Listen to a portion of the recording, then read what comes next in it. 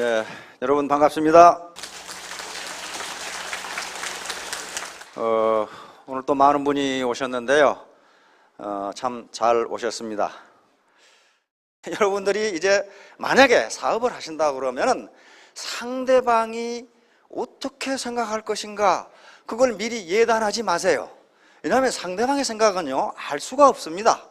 알 수가 없고, 나는 나의 할 일을 하고 상대방의 반응에 따라서 거기에 답변을 하거나 대응을 하거나 설명을 하면 됩니다. 지레 예단을 해서 걱정하거나 그럴 필요가 없어요. 어느 회사의 김 과장이 퇴근을 했는데 이 잠잘 시간이 됐는데 잠을 안 자. 그래서 마누라가 뭐 걱정이 있어 잠을 안 자느냐, 그렇게 안절부절하고 왔다 갔다 하느냐, 그러니까 내가 박 대리한테 돈 100만 원을 빌렸는데 내일 갚아주기로 했는데 돈 100만 원이 없다 이거야. 그래 지금 잠을 잘 수가 없다. 그 말을 들은 부인이 박 대리한테 전화를 따르릉 걸더니, 거기 박 대리님이시죠? 여기 김 과장 댁인데요, 내일 아침에 우리 남편이 100만 원 주기로 했다면서요? 그런데 지금 100만 원이 없거든요. 그래 딱 전화를 딱 걸었어요. 그리고 남편한테 는 얘기가, 이제 걱정은 박 대리가 할 테니까 당신은 잠이나 자라 이거야. 괜히 나무 걱정까지 할 필요. 돈 받을 놈이 걱정을 해야 될 거 아니야. 지금 이제 없다는데 뭐 어떡할 거냐 말이야.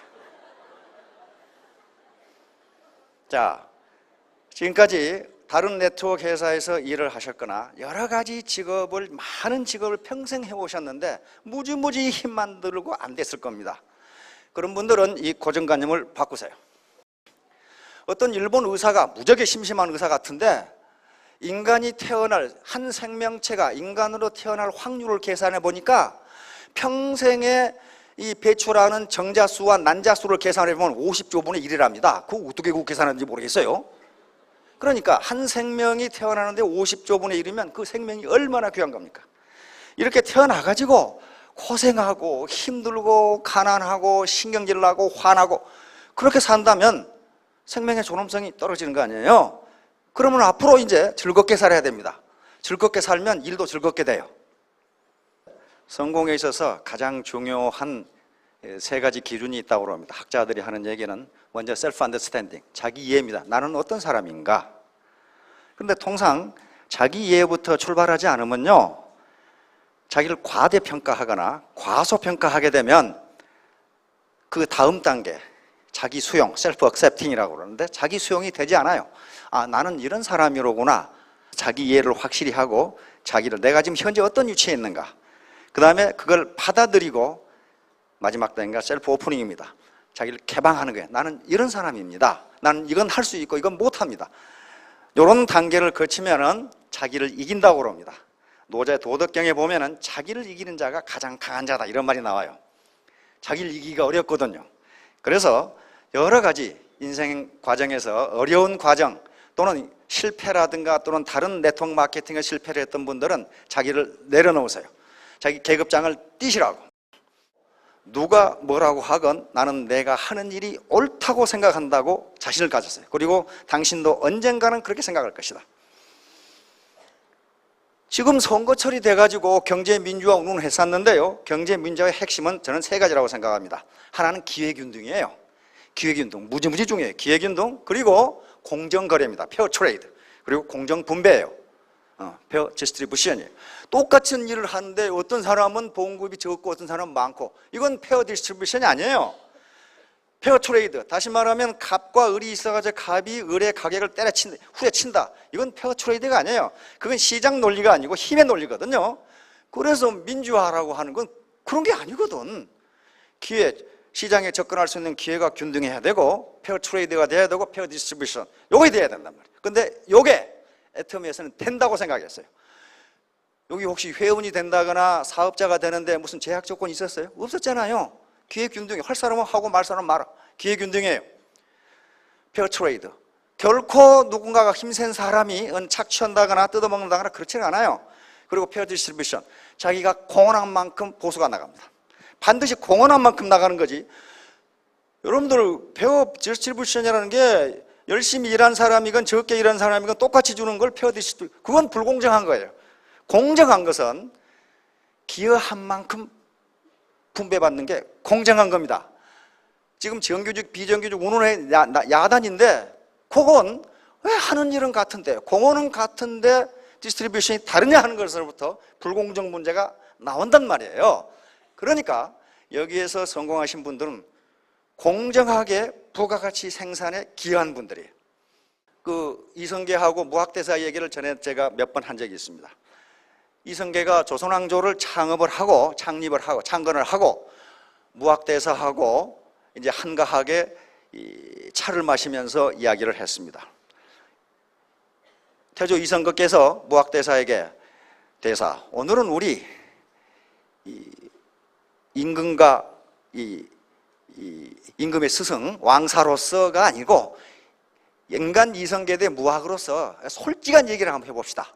상대가 어떻게 보이는지 한번 이야기를 해봅시다.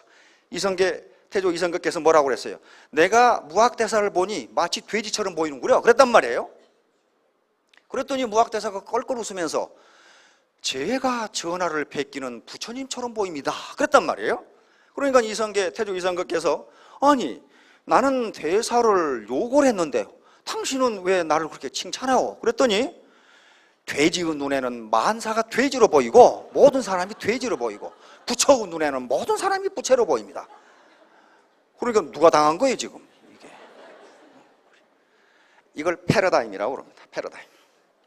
패러다임. 그러니까 패러다임은 세상을 보는 눈 또는 어떤 현상을 보는 눈, 그 현상을 이해하는 사고의 틀을 패러다임이라고 그래요. 그러니까 똑같은 현상인데 어떤 눈으로 보느냐, 어떤 사고의 틀로 보느냐에 따라서 그 성과가 달라져요. 접근 방법이 달라지니까 그렇단 말이에요. 우리가 자동차 왕 그러면 헨리 포드를 이야기합니다. 헨리 포드 잘 아시죠? 포드 자동차의 창업자입니다. 그 양반이 T형 자동차를 안 만들었으면 지금 우리 자동차 못 타고 다녀요. 그 당시에 T형 자동차가 포드 자동차에서 나오기 전에는요, 그건 고급 귀족들, 재벌들이나 타는 장난감으로 타는 차였어요. 그러나 포드는 그렇게 생각하지 않고 값싼 자동차를 대량으로 생산하면 노동자들도 탈 수 있을 거 아니야. 그러면 노동자가 자동차를 사려면 어떻게 된다? 노동자에게 임금을 왕창 주자. 그렇게 했단 말이에요. 노동자에게 임금을 많이 주면은 자동차를 살 수 있는 능력이 생겨서 우리 자동차 팔아주면 우리가 이익 아니냐. 맞죠? 그렇게 했어요. 그런데 T형 자동차를 만들기 위해서 간부회의를 소집했습니다. 지금보다 가격을 몇 분의 1로 다운시켜야 되면은 대량 생산을 하지 않을 수가 없죠. 그래서 A라는 간부에게 물었습니다. 그 이런 자동차를 이 값에 만들 수 있나? 그러니까 A라는 간부가 현재 기술로서는 불가능합니다 그랬단 말이에요. 그러니까 포드 그 회장이 듣고 있다가 자네 말이 맞네, 현대 기술은 못 만들지 그랬단 말이에요. B라는 간부에게 자네는 이런 자동차를 만들 수 있나? 그랬더니 네, 만들 수 있습니다 그랬단 말이에요. 자네 말이 옳네 이랬단 말이에요. 그러니까 뭐 황희정승처럼, 그러니까 다른 C라는 간부가 아니 회장님 누구 말이 맞습니까? 만들 수 없다는 사람도 맞다고 그러고 만들 수 있다는 사람도 맞다고 그런다면 누가 맞습니까? 그러니까 만들 수 없다고 생각한 놈은 못 만들고 만들 수 있다고 생각한 놈은 만드니까 둘 다 맞는 거지 그랬단 말이에요. 그러니까 애터미는 여러분들에게 성공할 수 있는 기회를 제공하는 것이지 성공을 보장하지는 않습니다. 다시 말하면 성공할 수 있다고 생각하는 사람은 하고 없다고 생각하는 사람은 못해요. 그런 거 많이 봤어요 제가. 자, 그러면 성공할 수 있는지 없는지를 한번 따져봐야 될 거 아니에요? 금묵자 흙입니다. 묵은 먹묵자입니다. 어르신들 잘 아시죠? 먹묵자. 요 검은 흑자입니다. 먹을 가까이 한 놈은 검다 그 말이에요. 요건요 부현이라는 사람이 쓴 태자소부잠이라는 책에 나와 있는데 잠언입니다. 기가 막힌 말이 나와 있어요. 무릇 새와 나무는 일정한 형상이 없어 겉틀에 따라서 모나게도 되고 둥글게 된다. 나무는요 그걸 깎은 사람의 마음에 따라서 여러 가지 형태가 나와요. 새도 녹여가지고 어디에 붙느냐에 따라서 그 형태가 달라진다 그런 말이에요 지금. 또 틀을 잡아주는 도지개가 있어 도지개에 따라 습관과 성질이 길러진다. 활 휘면은 도지개로 딱 잡지요 이렇게. 그걸 도지개라 그래요. 이런 까닭으로 주사를 가까이 하면, 이제 붉은 모래입니다. 인주 만드는 거. 주사를 가까이 하면 붓게 되고 먹을 가까이 하면 검게 된다. 자, 또 기가 막힌 소리가 나옵니다. 소리가 조화로우면 울림이 맞고 형태가 바르면 그림자 역시 곧다. 내가 이렇게 삐딱하게 서 있으면 내 그림자도 삐딱하게 서 있다 그런 말이에요. 내가 바르게 서 있으면 내 그림자도 밝다 그런 말이에요. 그러니까 인간은 환경에 따라서 이렇게도 되고 저렇게도 된다. 환경의 영향이 무지무지 크고 네가 어떤 마음을 갖냐에 따라서 그림자는 뭡니까? 그 성과예요. 네가 일하는 성과도 달라진다 그런 말이에요 지금. 자, 이것은 맹모 삼천지교하고 똑같습니다. 맹자 어머니가 맹자 교육을 위해서 3번 이사를 갔다. 많이 들어보셨죠? 예.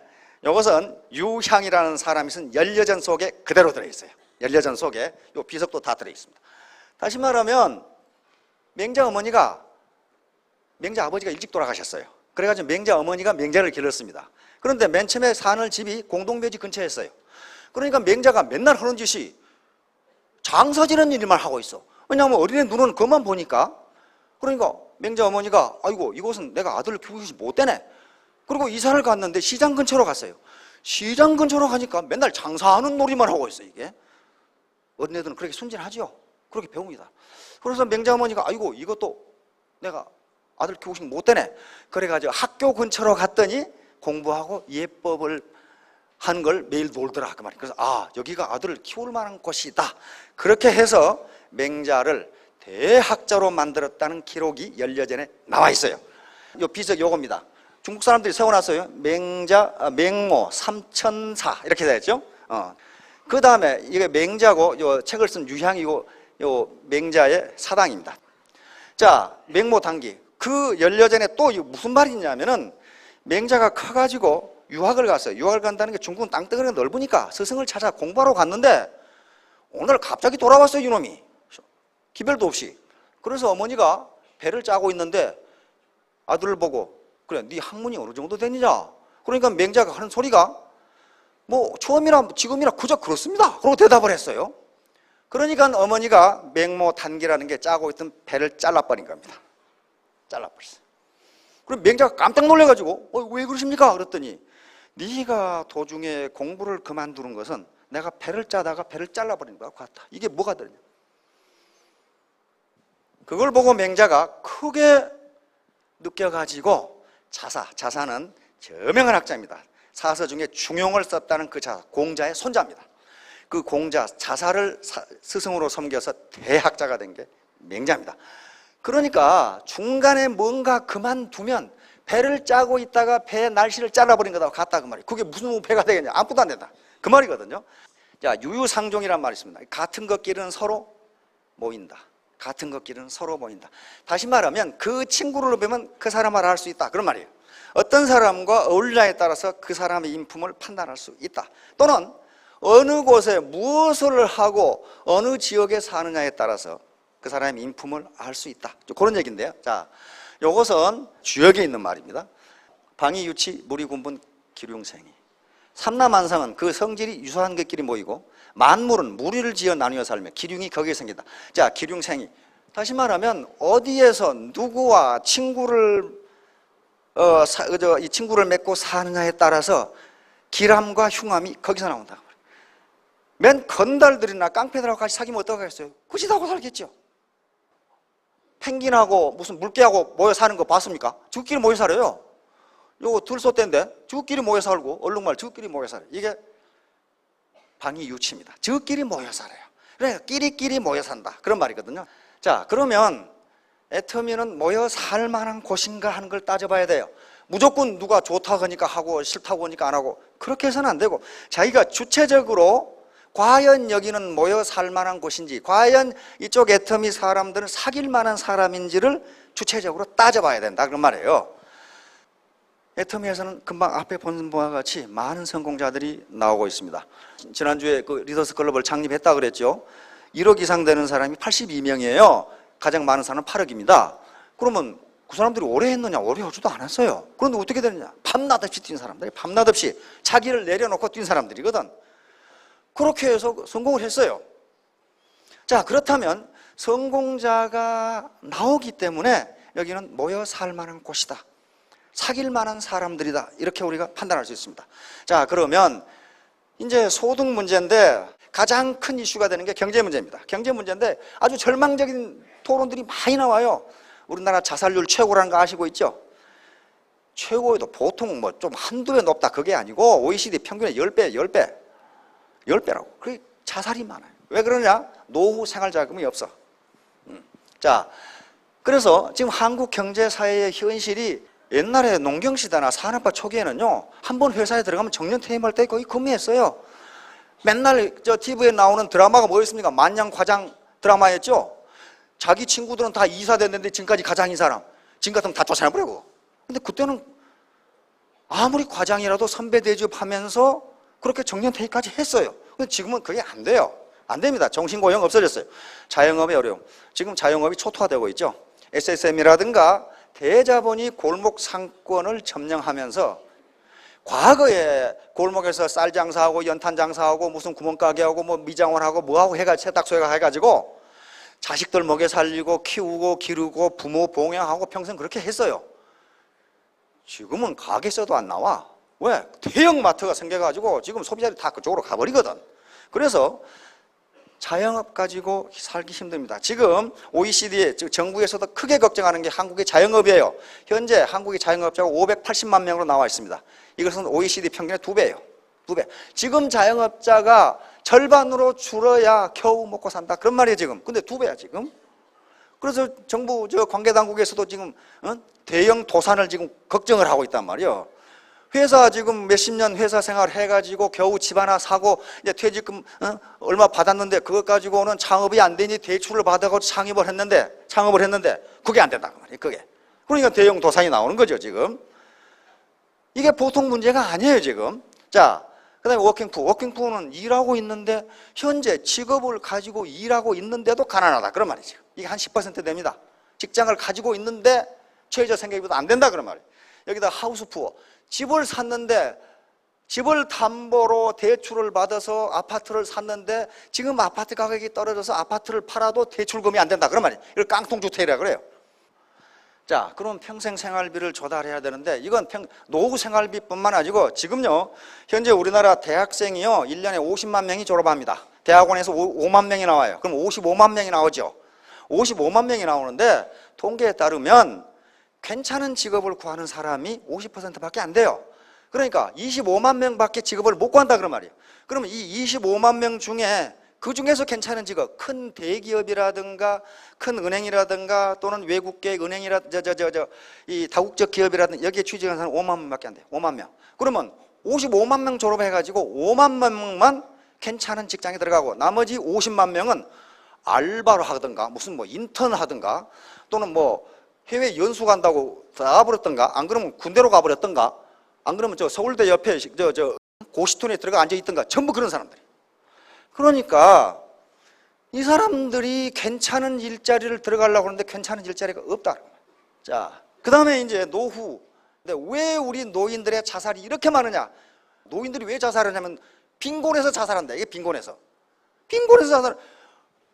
자살 그 설문해보면 당신은 왜 죽고 싶으냐? 설문해보면 1위가 뭐가 나온지 알아요? 질병. 두 번째가 빈곤 이렇게 나와요. 근데 이 질병이라고 나온 게 빈곤이에요. 몸은 아픈데 병원에 갈 돈이 없으니까 죽어버린다. 그 말이에요 지금. 그러니까 문제는 빈곤이다. 왜 그러냐면요.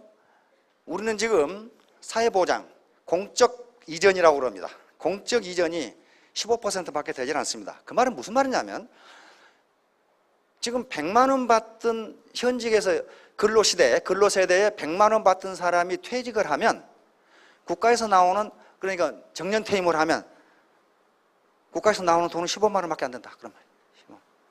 15%예요. OECD 평균은 60%입니다. 그러니까 OECD 국가는요, OECD 선진국들은 뭐 그러다 거덜났지만은 100만 원 받다가 퇴직을 해도 정년퇴임을 해도 60만 원이 나온다 그 말이에요. 국가로부터. 그러니까 자살할 이유는 별로 없잖아요. 근데 100만 원 받다가 15만 원 받으면 어떻게 살아 그걸? 자, 그런 문제란 말이에요. 자, 그러면 이제 어떻게 사느냐? 돈을 벌고 평생 살아가는데요. 무슨 돈이 최종 목표다 그런 건 아닙니다. 돈은 중요한 수단입니다. 자, 소득을 올리는 방법을 노동과 소득 획득 간의 관계를 중심으로 나누면 4개로 나옵니다. 노동소득이 있고 시스템 소득이 있습니다. 노동소득 중에 가장 전형적인 게 임금소득이에요. 회사에 취직해서 공무원, 그 다음에 어떤 공사 이런 데 취직해서 자기가 노동을 제공하고 그 대가로 임금을 받는 거, 이걸 임금소득이라고 그럽니다. 그래서 여기에는 고용주가 있고 피고용자가 있어요. 고용인이 있단 말이에요. 그런데 요것의 아주 결정적인 약점은요, 노동 공급이 중단되면 소득이 중단돼 버려요. 내가 회사에 나가다가 어떤 이유로 회사를 그만두면 봉급도 중단된다, 그런 말이에요. 따라서 모든 사람들이, 거의 대부분이 자본주의 시장 경제에서 여기서 소득을 얻는데, 여기서 소득을 얻는 사람들의 희망은 뭐냐 하면은 여기서 근로세대의 소득을 얻어서 요 자본을 늘리자는 겁니다. 만약에 근로세대에 많은 돈을 벌어서 많은 임금을 받아서 은행 예금도 가지고 있고 주식도 가지고 있고 채권도 가지고 있고 그 다음에 부동산도 가지고 있고, 그러면 퇴직을 하더라도 요 시스템이 돌아가면서 소득이 나와요. 그래서 이 사람들의 소원은 저축을 해서 이걸 얻는 겁니다. 그런데 이게 많지가 않아요. 지금 많지가 않아요. 다음, 자유업과 자영업이 있습니다. 이것은 역시 노동과 소득을 교환한다는 면에서는 같은데, 이것은 고용주와 고용인이 동일인이에요. 자기가 자기를 고용하는 겁니다. 이게 개업의사라든가 변호사, 회계사, 전문직, 연예인 다 마찬가지예요. 자기가 자기를 고용하는 거예요. 그런데 이 음식점, 미장원, 지금 요런 옛날에 자영업 이런 것들이 전부 다 이런 거예요. 이것도 역시 노동과 소득을 맞바꾸는 형태의 소득 획득 방법이에요. 내가 미용사인데 어떤 이유로 몸이 아프다든가 어떤 이유로 그만두면 소득이 당장 제로가 된다. 내가 구멍가게를 하고 있는데 내가 못하면 소득이 제로가 된다. 다시 말하면 시간과 소득 또는 노동과 소득을 맞바꾸는 형태입니다. 따라서 여기서 돈을 버는 사람들도 이걸 늘려서 이 4번 자본 소득이 있도록, 캐피탈 인컴이 있도록 캐피탈을 늘리려고 그래요. 자본을 늘리려고 그런다. 이 자본만 충분히 늘리면은 시스템이, 자본주의 시장 경제 시스템이 밤낮으로 365일 일해서 자기에게 소득을 갖다 줘요. 그럼 은행에 예금이 200억이 있다. 그러면 은행 예금주가 어디 가서 무슨 병원에 앉아 있건 등산을 하건 수영을 하건 관광을 가건 우리 은행 시스템은 일정한 이자를 줍니다. 그렇죠? 지금 4% 이자라고 그럽시다. 4% 이자하면 200억은 얼마예요? 200억 얼마예요? 8억이죠, 8억. 연간 8억, 월 한 7천만 원. 그럼 200억 가지면 살 수 있죠? 그러니까 혹시 일하면서 200억 정도 예금 가지고 계신 분은 집에 가만히 놓으셔도 돼요. 월 7천만 원 쓰기 힘들어요. 그런데 그게 자본이란 말이에요. 은행 예금을 가지고 있으면 은행 시스템이 크리스마스라고 이제 안 주는 것도 아니고 일요일이라고 안 주는 것도 아니고 1년 내내 줘요. 1년 내내. 그런데 여기에서 이걸 한 사람이 그렇게 많지가 않아요. 물론 일부 변호사, 의사, 회계사 등은 그렇게 합니다. 특히 연예인들이 부동산 많이 가지고 있죠. 전부 이 자본 축적을 하는 거예요. 왜냐하면 연예 활동을 중단하는 순간 자기 소득은 없어져요. 물론 음원이라든가 그런 게 있습니다. 그것도 뭡니까? 전부 자본이에요. 자본 속에 들어간단 말이에요. 자, 그 다음에 이제 시스템 소득인데, 이 시스템은 노동과 임금을 맞바꾸지 않는 형태예요. 자기가 노동 제공을 하지 않더라도 소득이 나와요. 그러면 시스템에는 세 가지가 있습니다. 세 가지. 하나는 자기가 시스템을 만드는 거예요. 시스템 메이킹입니다. 그건 뭐예요? 이병철 회장님이나 정종 회장님처럼 자기 기업을 만들어요. 만들어서 그 밑에 자기가 만든 시스템 속에 사람을 집어넣어서 그 사람들이 자기 대신 일하도록 하는 거예요. 그러니까 이건희 회장님이 해외에 출장 간다고 해서 월급 안 나온다, 그런 거 없어요. 자기 시스템이니까 시스템이 일을 해주는 거예요. 그런데 지금 현재 기업을 설립한다는 게 쉬운 일이 아니에요. 10억 가지고 여러분들 기업 설립한다고 해봅시다. 그거요, 몇 달 안 가면 결판이 나요. 거의 성공할 확률이 힘듭니다. 10억 가지고. 자, 두 번째는 시스템을 매입하는 방법. 내가 시스템을 만들 수가 없으니 시스템 만드는 게 쉬운 일이 아닙니다. 쉬운 일이 아니에요. 경영 능력을 가지고 있어야 되고, 인사 조직이라든가 그 다음에 재무 관리 이렇게 다 해야 되거든. 자, 그런데 시스템을 사버리면 돼. 그게 프랜차이즈예요. 프랜차이즈란 말이에요. 좋은 프랜차이즈를 사면은 그래도 먹고 살 수는 있어요. 그런데 그게 가격이 만만치가 않고 요즘 사기 프랜차이즈가 많아요. 어제도 뉴스 나옵니다. 그거 어느 놈이 45억 해먹고 잡혀 들어갔더라고. 전부 퇴직해가지고 특히 여성들, 어르신들 그 기자가 마이크 들여다가지고 그 뭐 때문에 거기에 돈을 넣습니까? 이자를 많이 주고 내가 자식들한테 손 안 벌리려고 했는데 이제 깡통 찼다 이렇게 나오는 거예요. 그런 사기성이 많아요 지금. 그래서 이자를 많이 준다고 하는 데는 절대로 가시면 안 됩니다. 왜냐하면 현재 대한민국 경제에서 이 정도 선진화된 경제에서요 그렇게 유락천금할 수 있는 방법이 없어요. 지금 없습니다. 은행 이자율을 보세요. 4% 6, 5% 그러고 3% 그러는데 어떻게 10%, 20%를 줍니까? 근데 사기 수법이 뻔하더라고. 처음에 1,000만 원 집어넣어. 그러면 매월 15%씩 줘. 1,000만 원 집어넣으면 왜? 다른 놈한테 받아다가. 그러면 아이고 이거 정말 주네. 그래가지고 1억을 집어넣어. 그러면 그래가지고 45억 떼먹고 도망가 버렸어. 결국 잡혔더라고. 자, 그러니까 혹시 돈이 한 10억, 20억 있어서 좋은 프랜차이즈를 사실 수 있으면 하세요. 그런데요, 지금 우리나라의 프랜차이즈 중에 사기성 프랜차이즈가 무지무지 많습니다.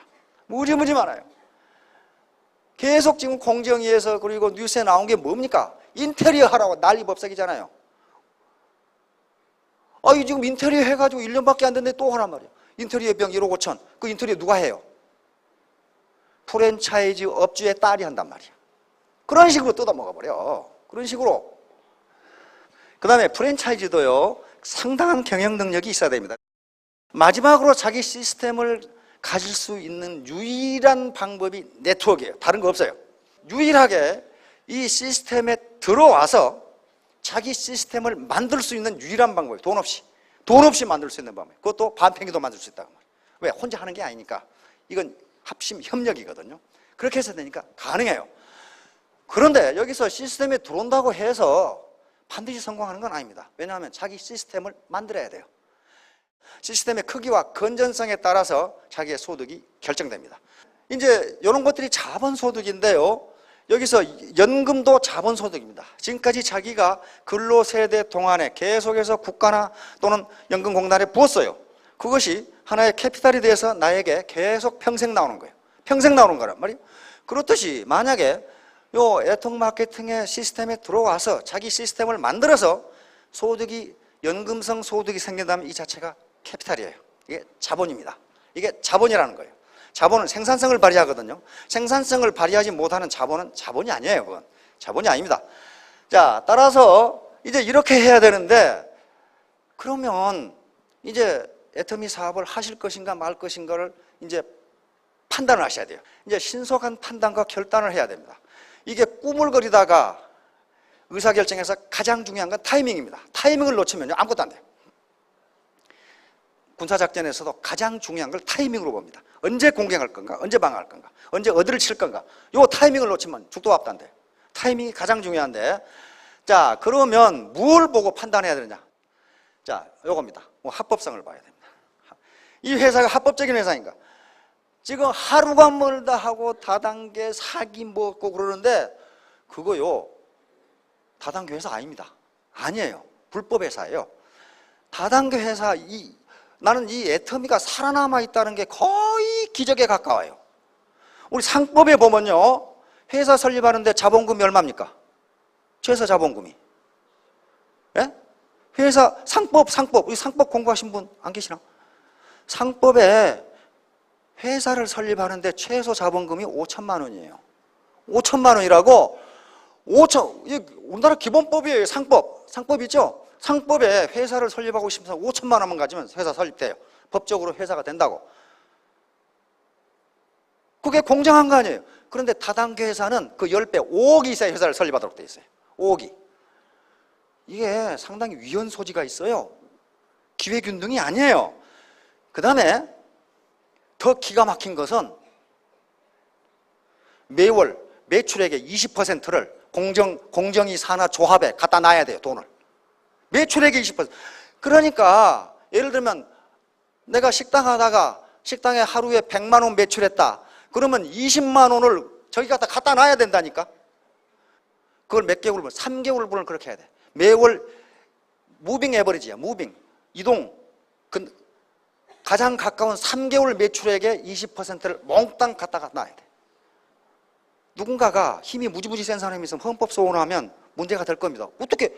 그러니까 그 다음에 또 더 기가 막힌 것은 매일매일 실시간으로 실시간으로 누가 무엇을 얼마치 샀는지를 컴퓨터로 공정위에 보고해야 돼요. 그러니까 여기서 만약에 중국집을 하신다면 개똥이가 1시부터 2시까지 짜장면 5,000원짜리를 먹었다, 이걸 보고해야 된다니까. 거기다가 우리 이 인터넷 쇼핑몰이나 또는 이 홈쇼핑, 거기에 물건 납품은 반품하죠. 일반 회사는 반품 기간이 14일입니다.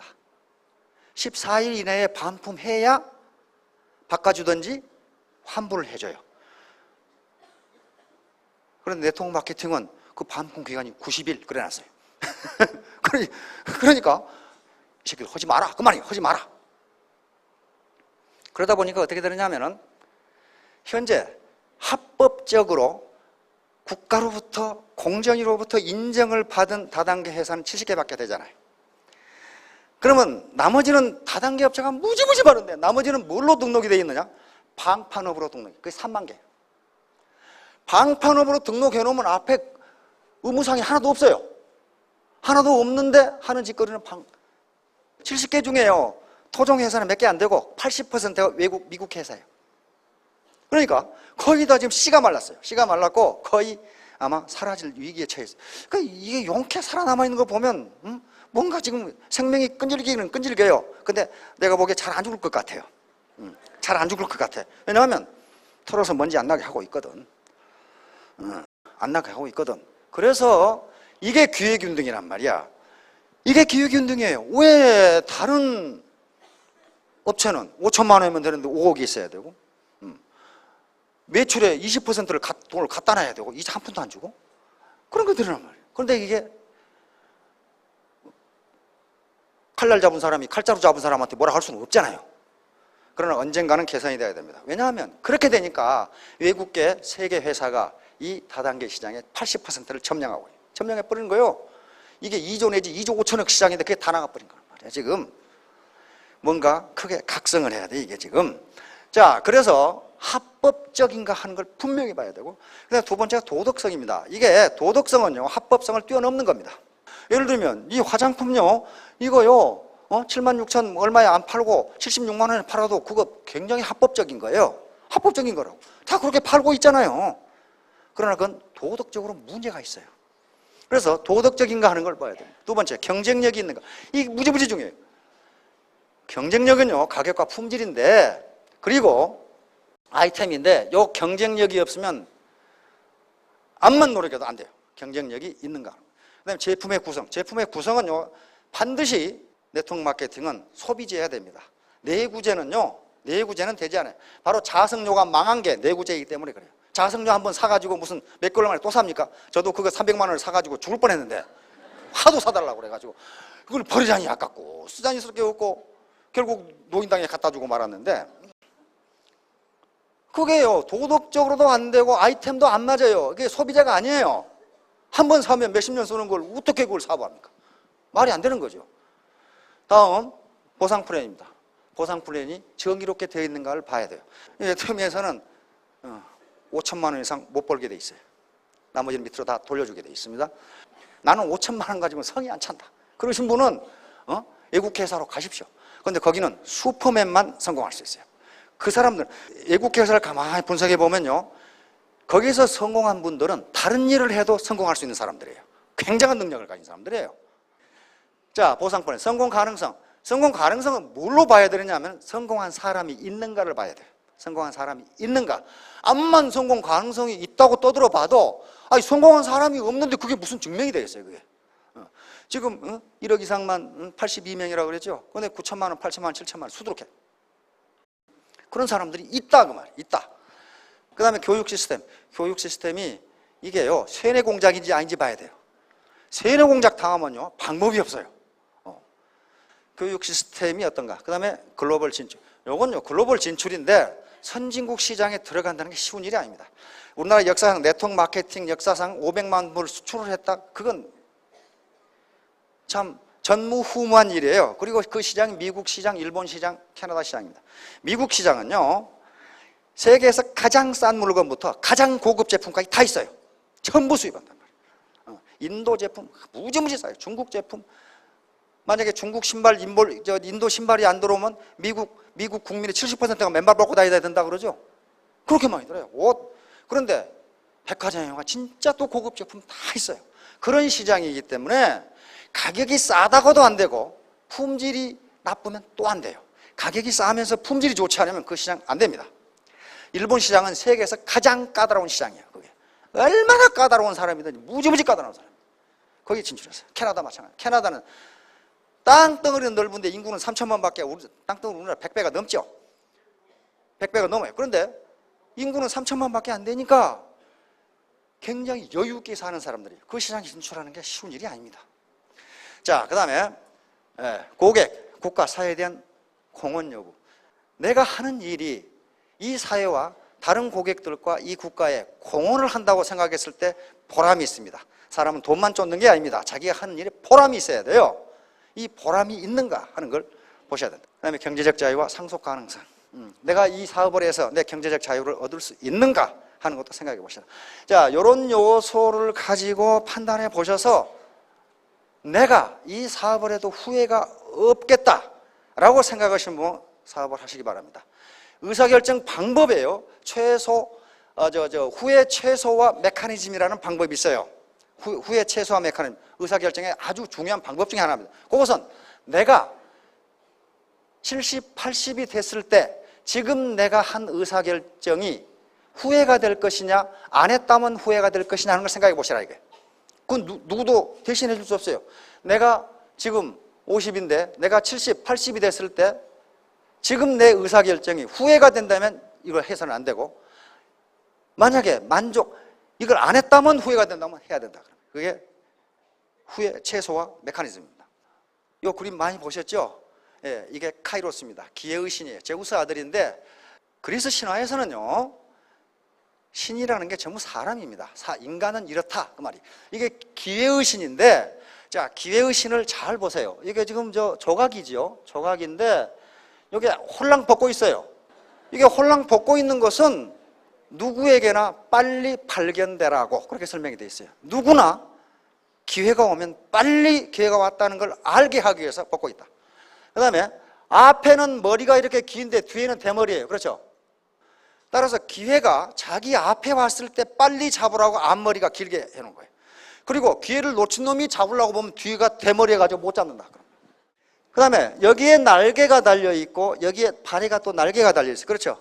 이것은 기회를 놓친 놈이 아차 기회였구나 하고 잡으러 쫓아오면 도망가기 위해서 이렇게 된 겁니다. 그래놨어요. 여기 저울을 들고 있고 여기 칼입니다. 칼을 들고 있어요. 저울을 들고 있는 것은 당신 앞에 나타난 기회가 과연 당신이 잡을 만한 기회인지 저울로 빨리 달아봐라 그 말이에요. 저울로 빨리 달아봐라. 그리고 칼은 그것이 가치가 있는 기회라면 칼같이 결단하라는 의미입니다. 이게 기회의 신이에요. 카이로스라고 하는 기회의 신. 따라서 빨리 기회가 왔을 때 빨리 결단하지 않으면 타이밍을 놓칩니다. 피터 드라카라는 20세기 최고의 경영학자가 있죠. 그 양반이 경영의사결정 중에 가장 중요한 게 뭐냐? 그건 타이밍이다 그랬어요. 타이밍이 안 맞으면 아무리 정확한 의사결정도 필요 없다. 자, 시지포스의 바위덩어리, 이것도 그리스 신화인데요. 인간의 모습을 그린 겁니다. 시지포스란 임금인데 너무 교활해가지고 신도 속였어요. 그러다 나중에 죽어가지고 저승에 가가지고 요 바위덩어리를 계속 굴려올리는 형벌을 받았죠. 그런데 꼭대기에 올라가면 어떻게 합니까? 다시 밑으로 떨어져. 그러면 또 밑에 가서 또 굴려올려. 이걸 지금 그림으로 그린 겁니다. 우리의 인간의 경제생활이 이하고 똑같다는 거예요. 한 달 내내 일해가지고 봉급 받으면 주머니가 도둑해요. 그러다가 다음에 가면 또 주머니가 텅텅 비어. 요거요. 올라갔다 내려갔다 올라갔다 내려갔다 이러다가 평생을 보낸다. 지금 그런 얘기예요. 지금. 자, 이게 지렛대 올립니다. 지렛대는요, 적은 힘으로 무거운 물체를 들어 올립니다. 요게 요 지렛대 이 길이가 길면 길수록 큰 무게를 끌어올릴 수가 있어요. 그래서 여기에 인생의 무게, 고액의 수당, 균형의 협상 이런 것을 혼자 하면 되지 않습니다. 여기에 많은 사람이 자기 시스템을 키운다는 게 이 지렛대의 길이를 늘리는 거란 말이에요. 스폰서와 파트너가 합심 협력해서 이걸 누르게 되면 지렛대가 길면은 가벼운 힘으로도 들어 올릴 수가 있습니다. 자, 아르키미데스가 요 지렛대 올리를 발견을 하면서 뭐라 하냐면, 나에게 충분히 긴 지렛대와 지렛목을 주면 지구라도 움직일 것이다. 아무리 무거운 것도 움직일 수 있다. 태도가 중요하다. 문제는 이제 태도입니다. 애티튜드. 내가 어떤 태도를 갖느냐, 즉 내가 어떤 마음을 갖느냐 하는 게 가장 중요하다. 요거예요. 공마단에서 이런 거 보셨죠? 요것을 학습된 무기력이라고 학자들은 붙입니다. 요놈이 어렸을 때에 이렇게 묶어놨어요. 튼튼하게 묶어놨어. 암만 떼려고 해도 안 떨어져. 그런데 그러면 크면 어떻게 하느냐? 크면은 작은 쇠사슬로 묶어놔도 이놈이 안 떼. 이거 한 번만 이렇게 하면 떼어지는데. 왜냐하면은 고정관념입니다. 아, 이 쇠사슬은 내가 뗄 수 없다. 이렇게 생각하는 거예요. 이걸 벗어나는 게 이제 성공의 지름길입니다. 자, 이걸 자기 충족적 애언이라고 그래요. 이게 하버드 대학 교수인데요. 내가 그렇게 되리라고 생각하면 그렇게 된다는 원리예요. 이것은 내가 성공하리라고 생각하면 성공하고, 아까 포드처럼 못하리라고 생각하면 못한다. 그런 얘기입니다. Attitude is everything. 폴 마이어라고 하는 사람인데요. 폴 마이어는요, 대학 중퇴 말더듬이 있어요. 보험회사에 세일즈맨으로 들어가려고 그러니까 말을 더듬어가지고 57번이나 퇴짜를 맞았어요. 그런데 어느 한 보험회사에 들어가서 대성공을 거두면서 27세에 백만장자가 되고 가장 젊은 나이에 백만장자가 된 사람으로 기네스북에 올라갑니다. 그래 놓고 이 사람이 유명한, 지금 기업을 40개나 거느리고 있는 세계 최고 부자 중에 한 사람인데요. 이 사람이 유명한 것은 부자가 되었다는 게 유명한 게 아니고, 자기가 그렇게 부자가 되놓고 나는 왜 부자가 되었는가를 연구하기 시작해. 연구소를 만들어. 내가 왜 부자가 됐냐 이게. 그래, 우리나라도 이거 있습니다. 성공동기연구소가 있어요. 그런데 이 사람이 한 얘기예요. 당신이 무엇이든지 생생하게 상상하고, 다시 말하면 아, 나는 월천댁이다. 월천댁. 한 달에 1,000만 원 버는 아줌마를 월천댁이라 그러는데요. 그 다음에 2,000만 원 버는 아줌마를 2천댁 뭐 그런다고 그러더라고요. 그러니까 생생하게, 그냥 아무렇게나 상상하지 말고 생생하게 상상하라는 거예요. 이 사람은 자기가 부자가 돼서 이렇게 하는 거예요. 비비드리 이미진 그랬죠. 내가 월천댁이라고 생생하게 상상하고, 남자분은 월천남이 되겠죠. 이제 열렬하게 원하고, 아던트리 디자이, 열렬하게 나는 월천댁이 되고 싶다. 왜? 자식들 교육시키고 부모님께 생활비 드리고 이렇게 하고 싶다. 효도하고 싶고 잘 기르고 싶다. 또 내 친구들에게 잘하고 싶다. 이게 뭔가 열렬하게 원하고 진정으로 믿고, sincerely believe, 나는 그렇게 분명히 된다. 이렇게 믿어야지. 될까? 그러면 안 된다는 거예요. 진정으로 믿고 열정적으로 행동으로 옮긴다. 이게 중요해요. 열정적으로. 인스디에스까지 액트 오픈이에요. 열정적으로 행동에 옮긴다면 반드시 성공한다. 그런 말이에요. 반드시 성공한다. 자, 어떤 사람이야? 이 사람이. 그래서 기자들이 물었어요. 왜 그러면 다른 사람 실패합니까? 그러니까 이 사람이 대답이에요. 인생에 실패한 사람의 90%는 진짜로 실패한 것이 아니라 그들은 다만 그만두었을 뿐이다. 그 맞는 소리 같아. 그렇죠? 그만두었을 뿐이야. 왜 실패한 게 아니라 그 말이에요. 자, 그래 놓고 산 정상에 올라가서 뭐라고 했습니까? Attitude is everything. 당신의 마음가짐, 당신이 부자가 되고 싶은지 왜 그 마음가짐이 전부다. 이렇게 시작해요. 연구해보니까 자기가 그렇더라. 그런 말이에요, 지금. 마음가짐이 전부다. 자, 에디슨도 똑같은 소리를 했어요. 에디슨은 이거 아마 세계에서 학교를 가장 적게 다닌 사람 중에 한 사람이에요. 3개월 만에 쫓겨났죠? 3개월 만에. 3개월 만에 쫓겨났어요. 그런데 세계 최고의 발명왕이 됐단 말이에요. 어떤 꼬맹이가 맨날 공부도 안 하고 노니까 엄마가 이 자식아 말이야 그렇게 공부 안 해가지고 무슨 사람이 되려고 그래. 꼬마가 엄마, 에디슨은 학교 안 다녔어도 훌륭한 사람 된대요. 그러니까 엄마가 이놈아, 에디슨은 영어라도 잘했지. 그렇잖아요. 미국 사람이니까. 이 양반도 하는 소리가 뭐냐면 우리들의 가장 큰 약점은 포기하는 것이다. 성공하는 가장 확실한 방법은 항상 한 번 더 시도해 보는 것이다. 이 양반은 요 소리를 계속 했어요. 계속. 나는 남들이 하다가 그만둔 것으로부터 시작한다 그랬어요. 조금만 더 하면 성공하는데 그만두고 가더라는 거예요. 그럼 주워다가 또 했어요. 실제로 에디슨이 지가 최초로 창안한 건 몇 개 안 돼요. 몇 개 안 되고 전부 누가 허담한 것까지 다 했어요. 그러니까 이런 소리를 한 거예요, 지금. 마시다 고노스키 알죠? 이 양반도 초등학교 겨우 졸업했어요. 아마 졸업했던가 못했던가. 9남매 중에 막내였는데 지금 마시다 전기를 만들었죠. 이 양반은 자기 자서전에 보면 기가 막힌 소리를 해놨어요. 내가 성공한 이유는 3가지가 있다.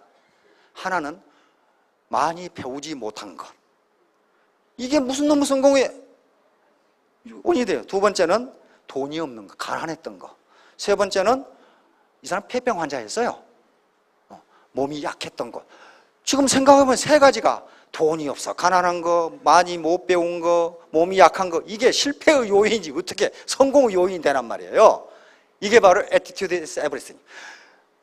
그거다 뭐라고 설명하냐면요, 마스다 고노스케는 나는 가난했기 때문에 돈이 얼마나 귀한 것을 알았다. 그래서 돈을 함부로 쓰지 않았다. 이렇게 돼 있어요. 그거 맞잖아요. 태도를 어떻게 갖느냐. 나는 배우지 못했기 때문에 많은 사람들로부터 배우려고 노력했다. 그리고 나보다 더 많이 아는 사람을 갖다 썼다. 나는 배우지 못했으니까. 나는 그 다음에 몸이 약했다. 나는 몸이 약했기 때문에 혼자 독불장군처럼 일하지 않고 협력해서 일하려고 노력했다. 그게 내가 성공한 원인이다. 그래놨어요. 그게 뭐예요? Attitude, everything. 돈이 없고 못 배우고 몸이 약한 게 만약에 그걸 attitude, 마음가짐을 다른 데로 둔다면 어떻게 됩니까? 아이고 나는 어째서 이렇게 태어났나, 그렇게 할 거 아니에요. 자, 이거 알죠? 해리포터 조앤 롤링, 조앤 K 롤링, JK 롤링이라고 이야기합니다.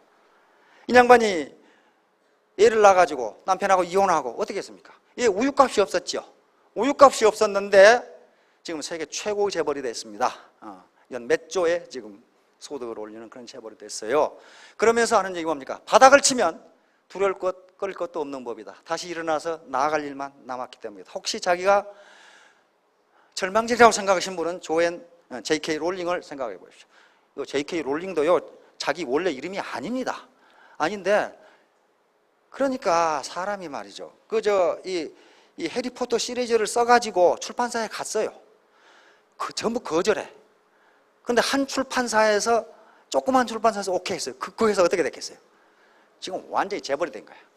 그러니까, 제간에는 크다고 하는 출판사들은 무슨 놈의 여자가 말이야, 무슨 지금 판타지를 쓰냐 말이야. 그 남자가 쓰는 거지. 그 당시는 판타지 소설은 남자만 쓰는 걸로 돼 있거든. 그런데 여자가 쓰니까 큰 출판사에서는 다 거절. 조그마한 출판사에서 우리가 출판해 주기는 하는데 이거 500권이나 팔까? 그런데 당신 이름을 바꿔야 되겠다 이 말이야. 남자 이름으로 바꾸라 이거야. 그래서 JK 그렇게 했어요. JK 롤링. JK 롤링. 그런데 대박이 터진 거야. 세계 최고의 지금 갑부가 돼버린 거죠.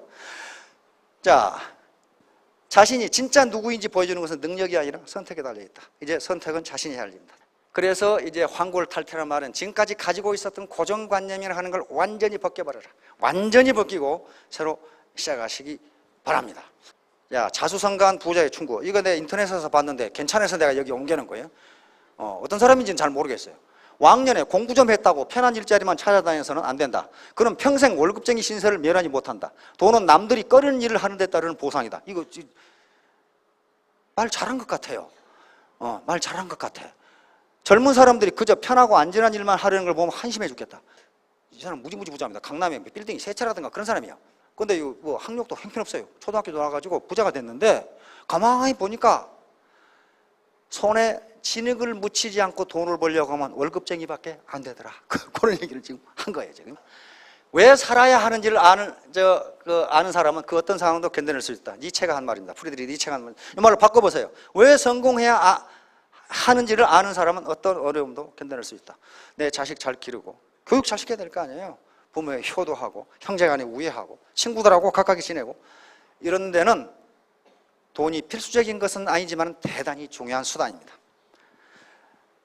여자친구하고 연애를 하더라도 사랑한다고 빈말로 맨날 하면 헤어져요. 라면이라도 하나 사주면서 그따구 소리를 해야 된다. 라면도 밥 먹으러 갔는데 맨날 여자친구 보고 돈 내라고 그러고 그게 되겠냐 말이야. 그거 안 돼요. 중요한 필사즉생, 필생즉생. 이순신 장군이 하신 말씀이죠. 죽기를 작정하면 반드시 내가 죽겠다고 하면 살고 요행이 살겠다고 그러면 반드시 죽는다. 내가 내 손에 진흙을 묻히고 계급장을 떼고 바닥에 계서 다시 말하면 현재 작은 자존심을 잠깐 벽장 속에 넣어놓고 3년 뒤에 내가 월천댁 월천남 또는 이천댁 이천남이 돼가지고 더 큰 자존심을 이루겠다. 그렇게 생각하셔야 됩니다. 정신만 똑바로 차리면 돼요. 정신 안 차리면 폐가 망신하는 경우가 있습니다. 어떤 카지노에 이 주사위를 던져서 이 돈 따먹기를 하는 카지노에 한 8등신 묘령의 아가씨가 턱 나타나서 저도 할게요 하고 $1,000를 턱 베팅을 하고 하니까 딜러가 주사위 2개를 턱 줬습니다. 그러니까 이 묘령의 아가씨가 저는 편안한 자세로 던질래요. 그러면서 옷을 할랑할랑 벗더니 알몸이 됐어요. 아주 편안한 자세죠. 그래가지고 얍 하고 주사위를 던지고 맞았다 하고 팔짝팔짝 뛰면서 주사위와 옷과 돈을 들고 유유히 걸어 나갔어요. 한참 있다가 정신이 난 딜러가 혹시 주사위 숫자를 보신 분 계십니까? 이 남자들이 도박하는 판에 주사위 숫자는 안 보고 도대체 뭘 받는지를 말이죠. 이렇게 정신 안 차리면 돈 다 잃는다 그 말이에요 지금. 예. 자, 제가 결론적으로 애터미는 여러분들의 성공을 보장할 수 있는 환경을 제공합니다. 그러나 성공 그 자체를 보장하지는 않습니다. 성공할 수 있는 기회를 제공하는 것이란 말이에요. 그래서 할 것인가 말 것인가, 이 제품을 쓸 것인가 말 것인가는 자기가 주체적으로 판단하시는 문제고, 누구의 권유, 하라고 해서 하고 하지 말라고 해서 안 하고, 그건 자기 주체성이 없는 겁니다. 자, 모두 올바른 결심을 하셔서 모두 성공하시기 바랍니다. 감사합니다.